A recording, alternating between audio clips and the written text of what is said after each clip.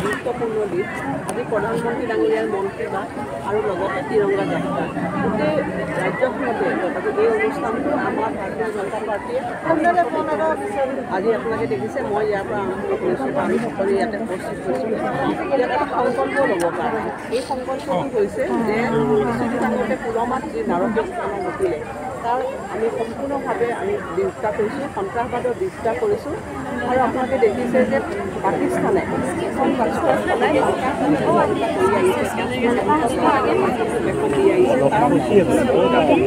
আৰু যি নাৰকীয় ঘটনা ঘটিলে যিসকল লোকৰ তেওঁলোকৰ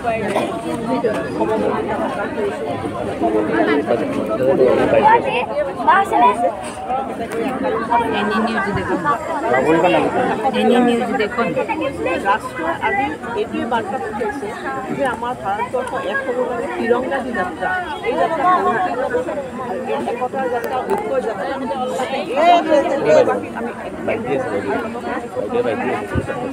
বাহিনীয়ে তেওঁলোকৰ মনোবল শিক্ষা কৰে সেইটোৱে উদ্দেশ্য আমাৰ সেই দেশবাসী